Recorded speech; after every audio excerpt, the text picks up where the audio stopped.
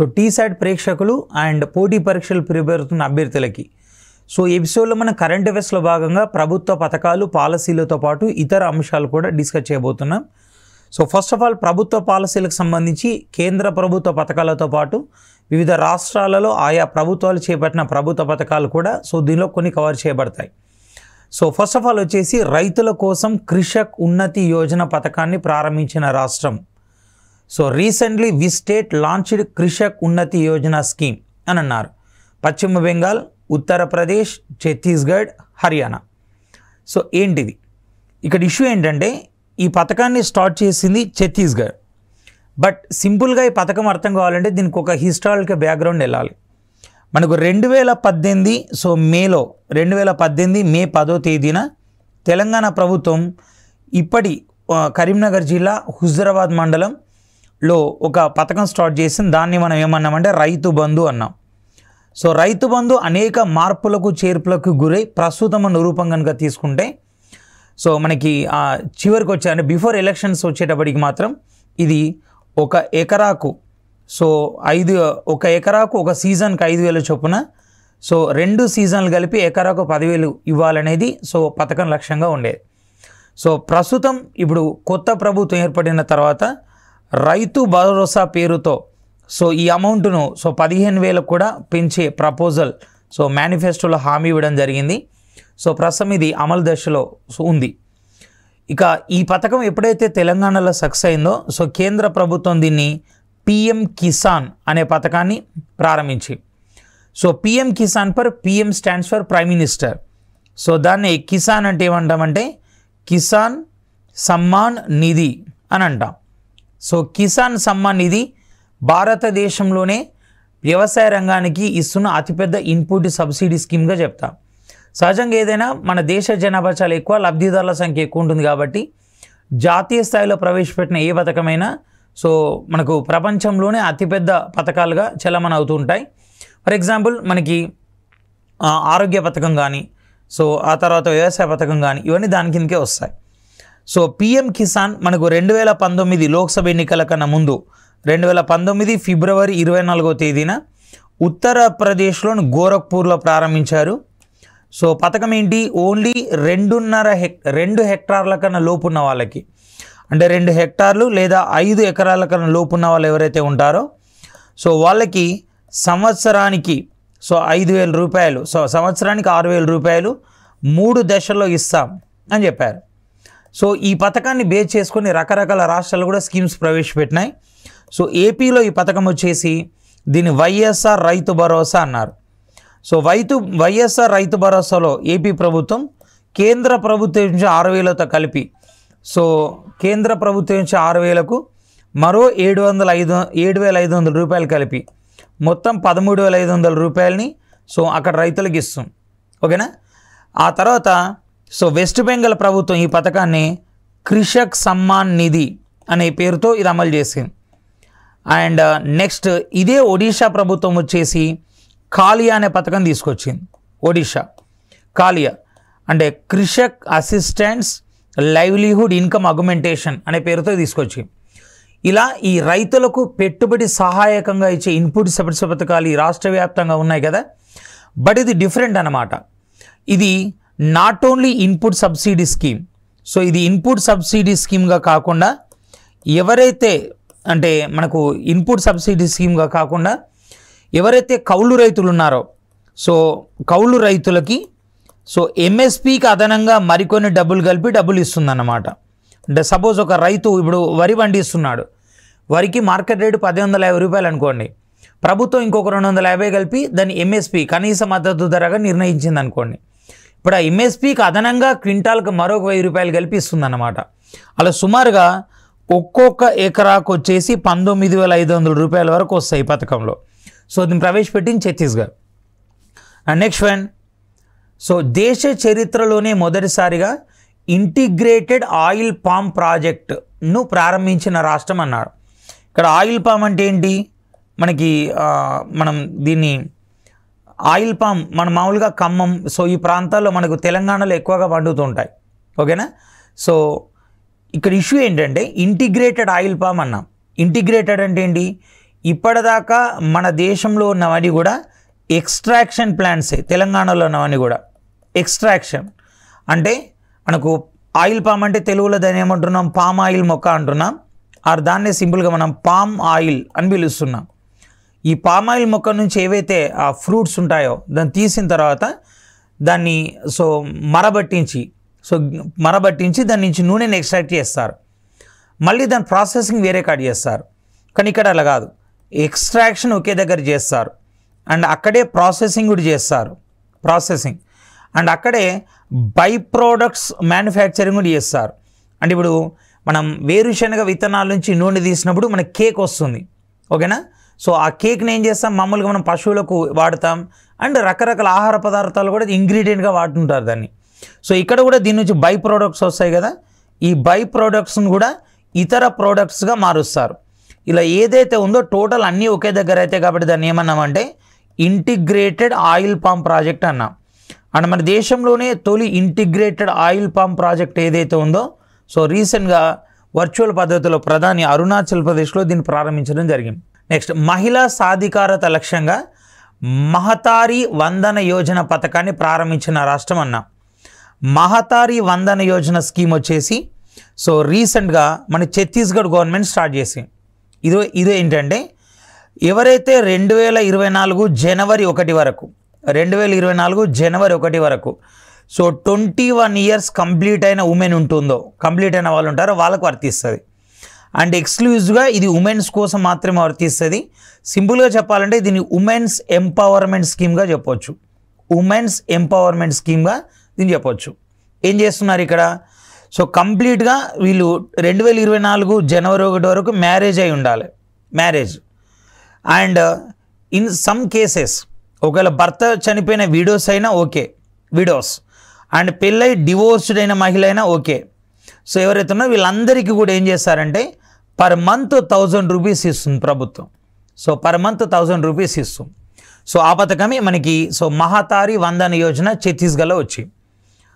And next one, యువత వ్యాపారవేత్తలుగా తీర్చిదిద్దుటకు యువ పథకంను ప్రారంభించిన రాష్ట్రం అన్నాం, ఓకేనా. సో ఇక్కడ ఏంటంటే యువ అంటే ఏంటంటే ఫస్ట్ ఏ రాష్ట్రమో తర్వాత సో ముఖ్యమంత్రి అన్నాం. ఇప్పుడు పిఎం కిసాన్ అంటే ప్రైమ్ మినిస్టర్ కిసాన్ సమ్మాన్ నిధి. ఇక్కడ అంటే ముఖ్యమంత్రి. సో వై అంటే యువ అండ్ యు అంటే ఉద్యమిత.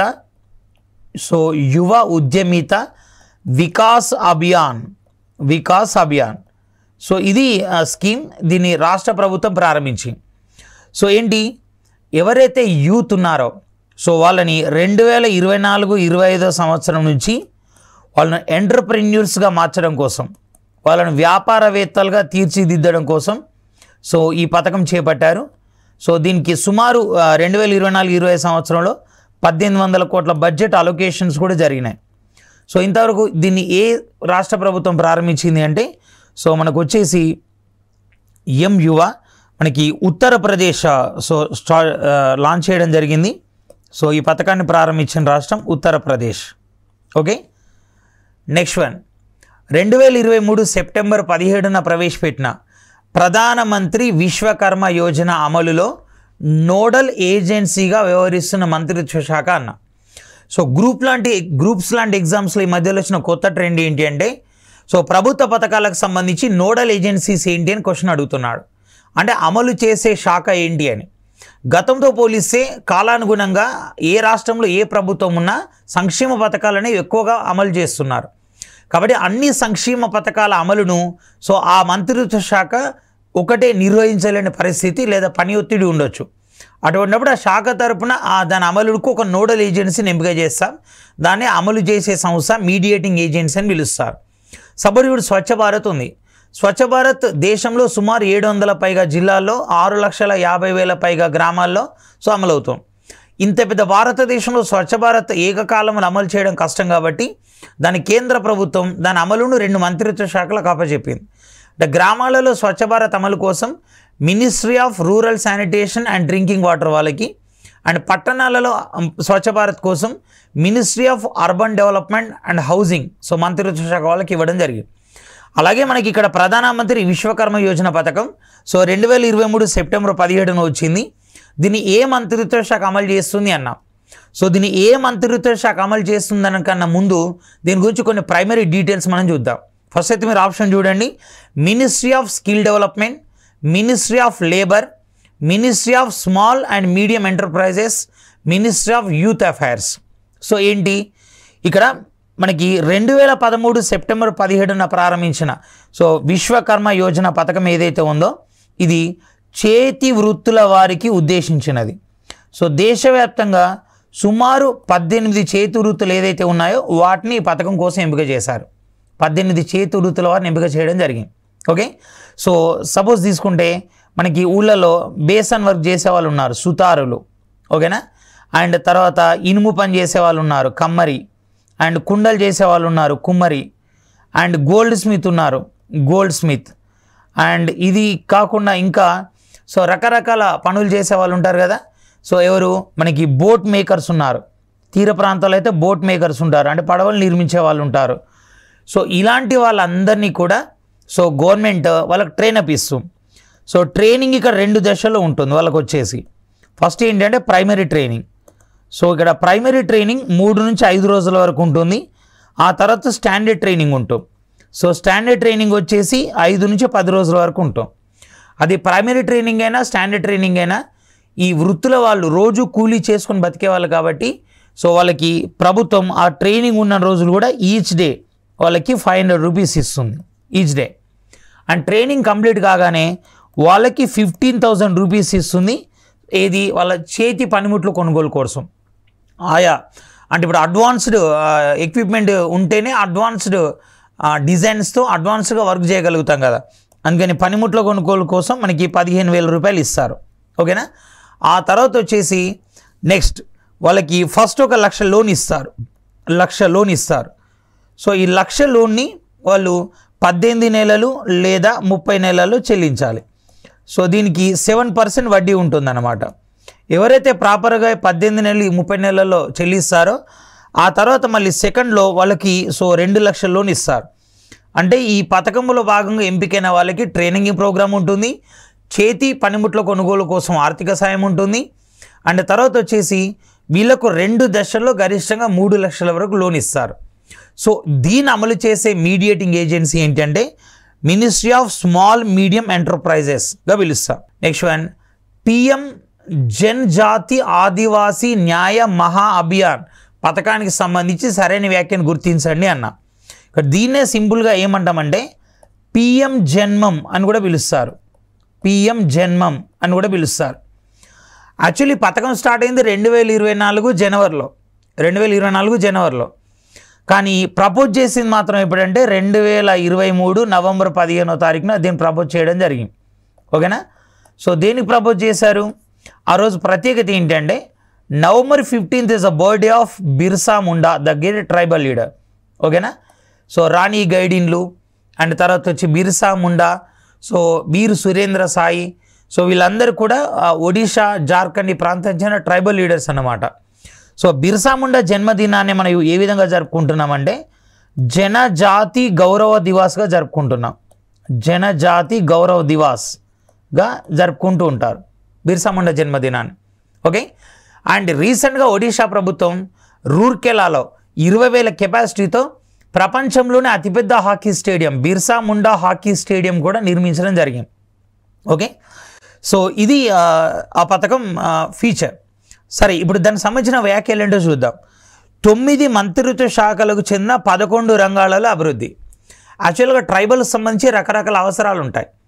ఒక్కొక్క అవసరానికి సంబంధించిన పని ఒక్కొక్క డిపార్ట్మెంట్ వాళ్ళు చూస్తుంటారు.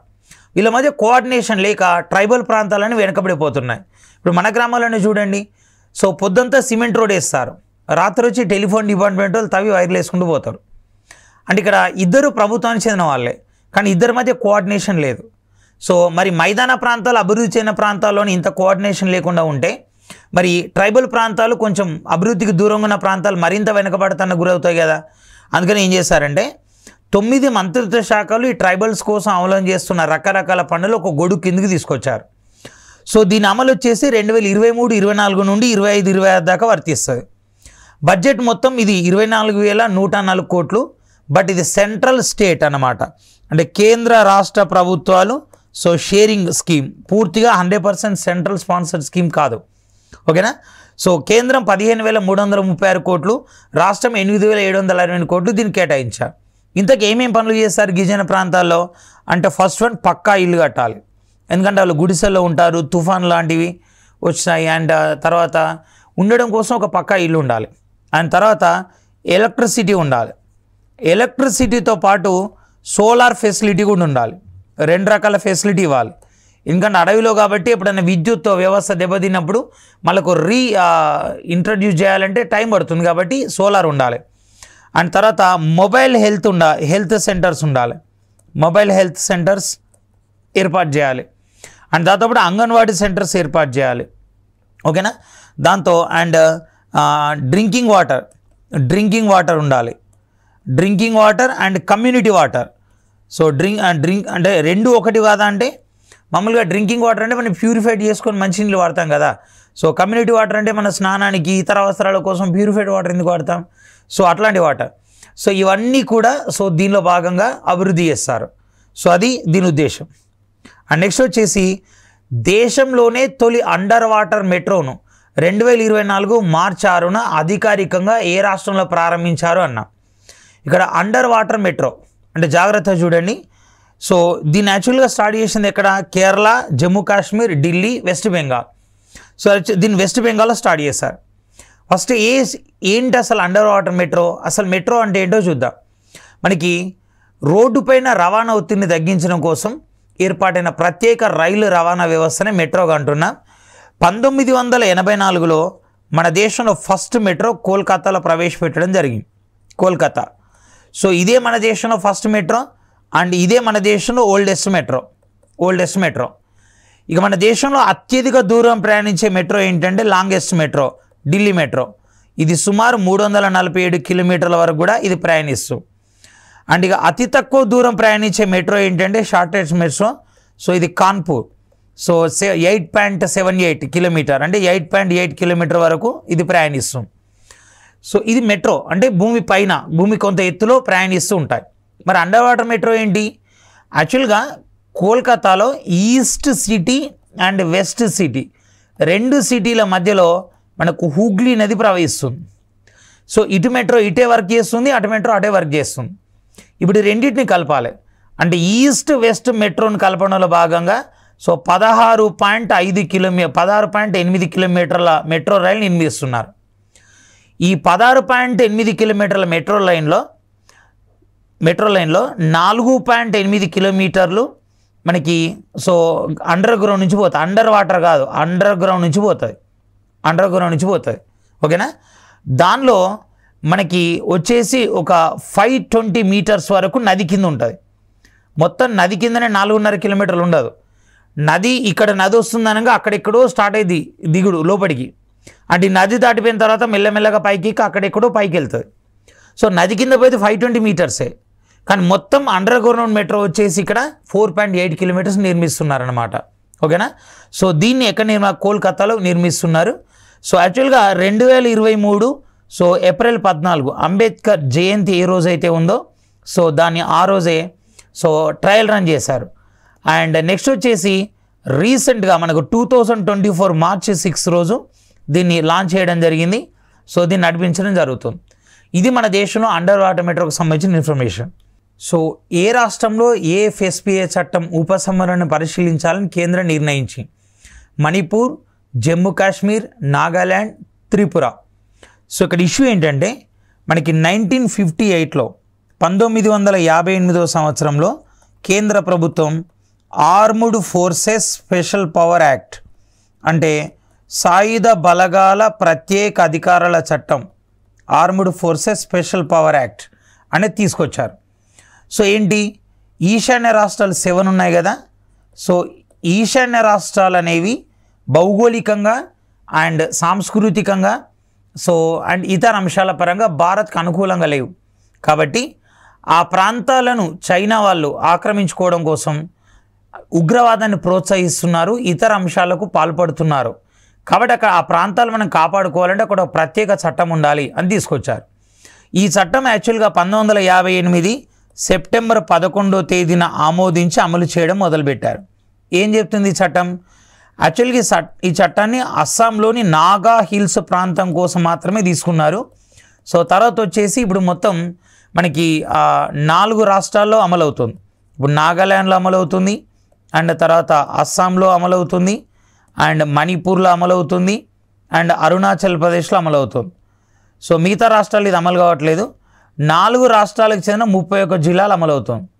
ఓన్లీ ఈశాన్య రాష్ట్రాల కోసం తీసుకొచ్చిన ఈ పథకం ఈ చట్టం అమలు చేస్తున్న ఈశాన్యేతర రాష్ట్రం ఏంటంటే సో జమ్మూ కాశ్మీర్. సో జమ్మూ కాశ్మీర్లో కూడా అక్కడ ఉగ్రవాదం వలన గతంలో ఈ చట్టాన్ని అమలు చేశారు. బట్ ఆర్టికల్ 370 రద్దు చేసిన తర్వాత ఉగ్రవాదం కొంతవరకు తగ్గుముఖం పట్టింది కావున ఈ చట్టాన్ని తీసేయాలని అంటున్నారు. ఈ చట్టం ఏం చెప్తుంది? ఏదైనా ఒక ప్రాంతాన్ని డిస్టర్బ్డ్ ఏరియాగా ప్రకటిస్తే ఆ ప్రాంతంలో ఈ చట్టం 3 నెలల పాటు అమలు ఉంటుంది. మళ్ళీ 3 నెలల తర్వాత మళ్ళీ పొడిగించవచ్చు. ఈ చట్టాన్ని రద్దు చేయాలని మనకు 2000 సంవత్సరం నవంబర్ 5 నుంచి 2016 ఆగస్టు 9 వరకు ఒక మహిళ ఆమరణ నిరాదీక్ష చేసింది. ఆమెనే ఈరోన్చాను షర్మిల. బట్ కేంద్ర ప్రభుత్వం స్పందించకపోవడంతో అప్పట్లో ఆమె ఆమరణ దీక్ష ఉపసంహరించి ఒక పార్టీ పెట్టి రాజకీయాల్లో పోటీ చేసినా రాణించలేకపోయింది మణిపూర్లో. ఈమెనే మణిపూర్ ఉక్కు మహిళ అని కూడా అంటారు. అయితే ఇప్పుడు జమ్మూ కాశ్మీర్లో ఉగ్రవాదం తక్కుముఖం పట్టింది కాబట్టి ఈ చట్టాన్ని ఉపసంహరించడాన్ని కేంద్ర హోంశాఖ కొంచెం ఆలోచన చేసింది. ఇంకా దాని గురించి నిర్ణయం తీసుకోలేదు. రాష్ట్రంలో నీటి లభ్యతను తెలియజేసే దేశంలోనే తొలిసారిగా 2024 మార్చి 16న వాటర్ రిసోర్స్ డాష్ బోర్డును ఏర్పాటు చేసిన తొలి రాష్ట్రం అన్నారు. గుజరాత్, హిమాచల్ ప్రదేశ్, కేరళ, రాజస్థాన్. ఇక డాష్ బోర్డ్ అంటే ఏంటి? మనకి రాష్ట్రంలో రిజర్వాయర్స్ ఎన్ని ఉన్నాయి, రిజర్వాయర్స్ అండ్ డ్యామ్స్ ఎన్ని ఉన్నాయి, అండ్ లేక్స్ ఎన్ని ఉన్నాయి, నీటి కుంటలు ఎన్ని ఉన్నాయి, ఓకేనా? అండ్ దానిలో అవైలబిలిటీ ఎంత, అంటే దాని కెపాసిటీ ఎంత అండ్ దాని అవైలబిలిటీ ఎంత అని నిర్ణయించడం కోసం ఈ డాష్ బోర్డ్ ఏర్పాటు చేశారు. అంటే నువ్వు రాష్ట్రంలో ఏ ప్రాంతంలో ఉన్నా రాష్ట్రం మొత్తం ఉన్న నీటి వనరుల గురించి ఒక ఐడియా ఉంటుంది. ఇలా దేశంలో ఏర్పాటు చేసిన మొట్టమొదటి రాష్ట్రం ఏంటని అన్నాడు, దట్ ఈజ్ రాజస్థాన్. ఓకే, కంటిన్యూషన్లో మన సదస్సులు, సమావేశాలు, నివేదికలు, నియామకాలకు సంబంధించిన ఇతర ప్రశ్నలు కూడా చూద్దాం. ఫస్ట్ ఆఫ్ ఆల్ 2024 మార్చి 29న మరణించిన లూయిస్ కామెరూన్ అని అన్నారు. ఇక్కడ లూయిస్ కామెరూన్ వచ్చేసి ఆయన ప్రత్యేకత ఏంటని, న్యూయార్క్ సివిల్ కోర్ట్ జడ్జిగా పనిచేసిన మొదటి ట్రాన్స్జెండర్, ఆస్కార్ అవార్డు పొందిన మొదటి నల్లజాతి వ్యక్తి.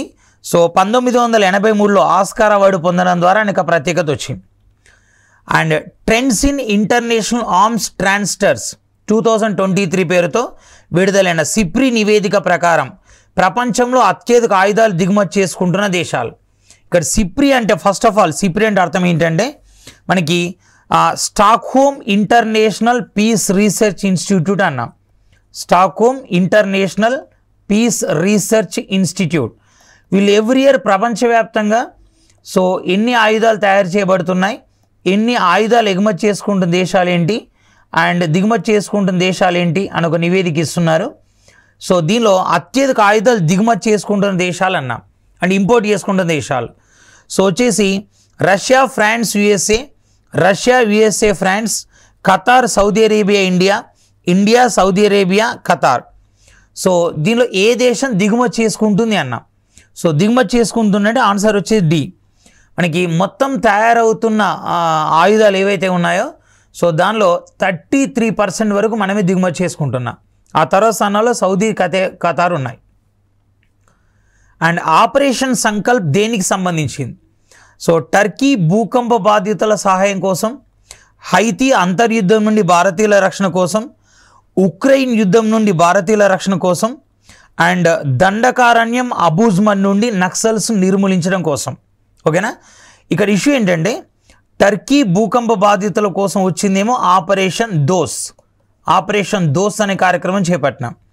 హైతీ అంతర్యుద్ధం నుండి భారతీయులను రక్షించడం కోసం వచ్చిందేమో ఆపరేషన్ ఇంద్రావతి. అండ్ ఉక్రెయిన్ యుద్ధం నుండి భారతీయులను రక్షణ కోసం వచ్చిందేమో మనకి ఆపరేషన్ గంగా. ఇక ఆపరేషన్ సంకల్పిక 2 ఉన్నాయి. దండకారణ్యం అంటే ఏదైతే ఛత్తీస్గఢ్లో ఇప్పుడు నక్సల్ సెటిల్ అయ్యారు కదా, ఆ ప్రాంతం నుంచి సో నక్సల్స్ నేర్వేయడం కోసం తీసుకొచ్చిందని 2 పేర్లతో పిలుస్తున్నాం. అండ్ ఆపరేషన్ సూర్యశక్తి అండ్ నెక్స్ట్ వచ్చేసి ఆపరేషన్ సంకల్ప్ అనే పేర్లతో కూడా రెండింటిని పిలుస్తున్నాం. ఆపరేషన్ సంకల్ప్ ఇంకోటి కూడా ఉంది. అంటే మనకు 2023 సో డిసెంబర్ నుంచి అండ్ 2024 మార్చ్ వరకు సుమారు 100 రోజుల పాటు సో సముద్రంలో సెక్యూరిటీ కార్యక్రమాలు నిర్వహించడం కోసం భారత నౌకాదళం వాళ్ళు so INS so Indian naval ships కొన్ని ఒక ప్రోగ్రామ్ చేసినాయి. దీనిలో భాగంగానే మాల్టా దేశానికి చెందినటువంటి సో INS రూయన్ అనే నౌకను కూడా రక్షించి మళ్ళీ దేశానికి అప్పగించినాయి. సో దీన్ని కూడా మనం ఆపరేషన్ సంకల్ప్ అనే పేరుతో పిలుస్తున్నాం. ఓకే, సో నెక్స్ట్ వన్ 2024 మార్చి 21న న్యూక్లియర్ ఎనర్జీ సమ్మిట్ను IAEA ఎక్కడ నిర్వహించింది అన్న. ఇక్కడ IAEA మీన్స్ ఏంటంటే భారతదేశంలోనే కాకుండా సో ప్రపంచవ్యాప్తంగా అణ్వస్త్ర కార్యక్రమాల నియంత్రణ కోసం వచ్చిందే IAEA. సో దీన్ని ఇంటర్నేషనల్ అటామిక్ ఎనర్జీ ఏజెన్సీ అంటాం. So international atomic energy agency. So వీళ్ళు తొలిసారిగా సో న్యూక్లియర్ ఎనర్జీ సమ్మిట్ అనేది నిర్వహించడం జరిగింది. సో దీని హెడ్ క్వార్టర్ వచ్చేసి మనకి ఆస్ట్రియాలోని వియన్నా నగరంలో ఉంది. సో వాళ్ళు దీన్ని తొలిసారిగా నిర్వహించారు. ఎక్కడ నిర్వహించారు? 2024 మార్చి 21 నిర్వహించారు. సో ఎక్కడ అంటే మనకి బెల్జియం రాజధాని బ్రసెల్స్ నిర్వహించారు. సో బ్రసెల్స్లో హెడ్ క్వార్టర్స్ చాలా ఉన్నాయి. మనకి యూరోపియన్ యూనియన్ ప్రధాన కార్యాలయం అక్కడే ఉంది. అండ్ నాటో ప్రధాన కార్యాలయం అక్కడే ఉంది. UNO ప్రాంతీయ కార్యాలయం కూడా అక్కడే ఉంది. సో మనకు అక్కడే ఉంది. ఓకేనా? So next one. ఆ తర్వాత ఇటీవల 22వ లా కమిషన్ చైర్మన్ పదవికి రాజీనామా చేసిన వ్యక్తి అన్న. భారతదేశంలో పనికిరాని చట్టాలు తొలగించమని కావలసిన కొత్త చట్టాలు రూపొందించిన కోసం ప్రతి 5 years కోసారి లా కమిషన్ అనేది అపాయింట్ చేస్తారు. మనకి 22వ లా కమిషన్ చైర్మన్గా సో జస్టిస్ రీతరాజ్ అవస్థి ఉండేవారు. జస్టిస్ రీతరాజ్ అవస్థి అలహాబాద్ హైకోర్టు జడ్జిగా పనిచేశారు. ఆ తర్వాత కర్ణాటక హైకోర్టు చీఫ్ జస్టిస్గా పనిచేశారు. But 22nd law commission chairman అయ్యారు.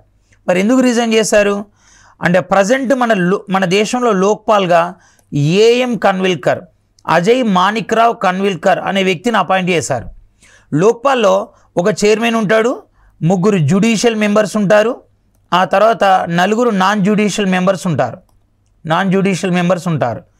సో ఈ 3 జ్యుడిషియల్ మెంబర్స్ ఎవరు నియమించారంటే so justice Lingaswamy first judicial member, so Sanjay Yadav second judicial member, third one Ritaraj Awasthi.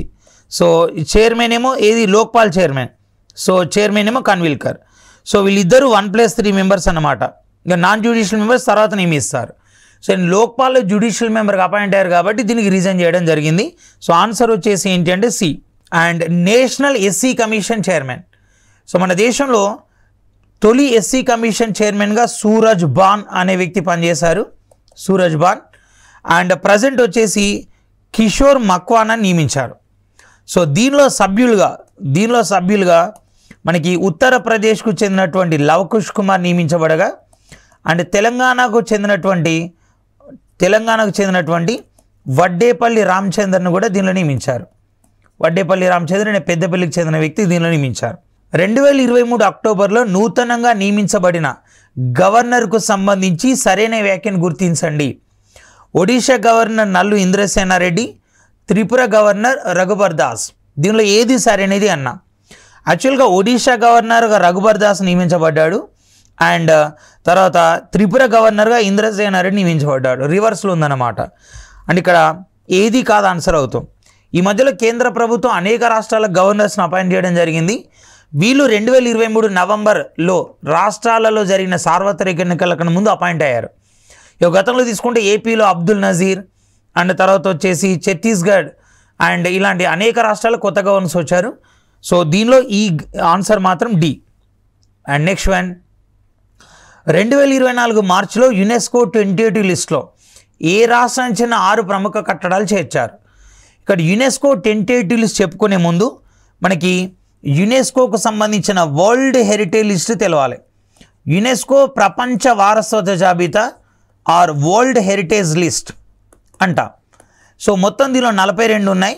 మనకు 2023లో సో 40 ఉంటే దానికి 2 అదనంగా చేర్చారు. ఒకటి ఏంటంటే శాంతినికేతన్, ఇది వెస్ట్ బెంగాల్లోని బోల్పూర్ సమీపంలో ఉంటుంది. దీన్ని రవీంద్రనాథ్ ఠాగూర్ వాళ్ళ నాన్న దేవేంద్రనాథ్ ఠాగూర్ దీన్ని స్థాపించాడు. అండ్ రెండోది వచ్చేసి ఏంటి అంటే మనకి హొయసాల టెంపుల్స్ ఇవి కర్ణాటకలో ఉంటాయి. హొయసాల దేవాలయాలు సో ఇవి కర్ణాటకలో ఉండడం జరుగుతుంది. ఇక ఏవైతే యునెస్కో ప్రపంచ వారసత్వంలో చేరడానికి అర్హత ఉన్నవో దాన్ని టెంటేడ్ లిస్టు చేస్తారు. ఆల్రెడీ దీనిలో 51 ఉన్నాయి, కొత్తగా 6 చేర్చారు.